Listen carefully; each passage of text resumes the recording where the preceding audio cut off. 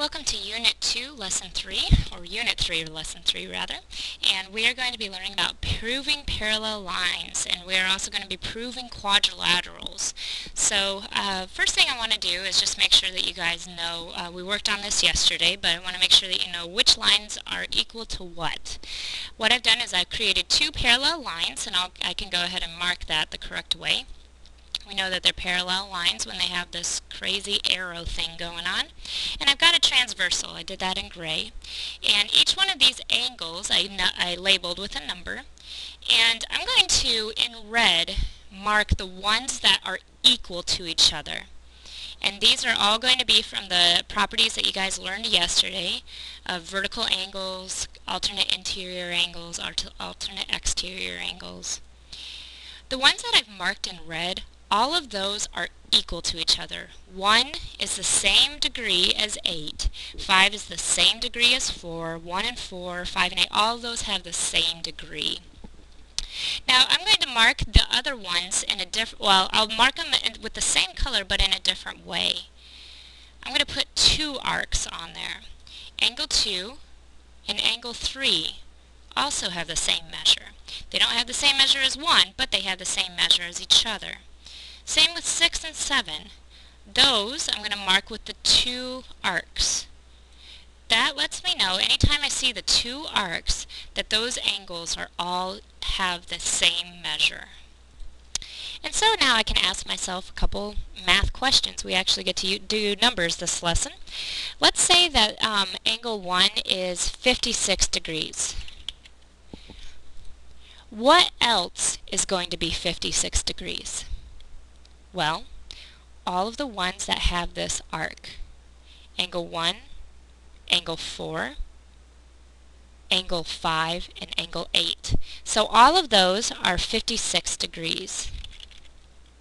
So I'll go ahead and type 56 degrees in all of these, because they are all equal in measure. Now that I know that that's 56 degrees, how can I find angle 2? Well, it's nice because we get to do a little bit of math.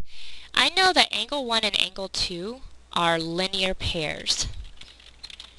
And if you guys remember linear pairs, what that means is that when you put the two angles together, they make a straight line, and they equal 180 degrees.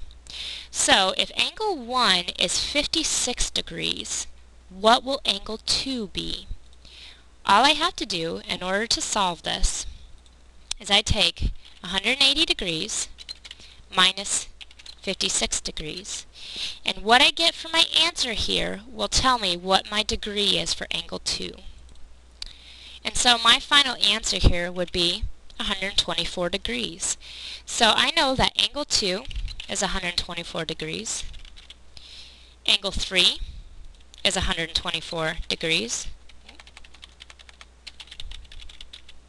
Angle 6, also 124 degrees. And angle 7 is also 124 degrees. Okay, that was easy. Now we're going to make it complicated. Let's say that angle 1 is x degrees. And let's say that angle 7 is 3x minus 60 degrees. I want to figure out what x equals. Now to help me out, I'm going to use some of those properties that we just looked at.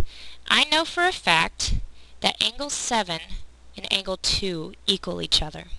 So I then know that angle 2 is also 3x minus 60. These two angles are a linear pair. If I add these two angles together, I get 180 degrees.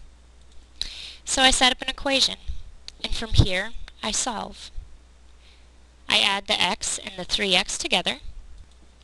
I add 60 to both sides, and then I divide both sides by 4.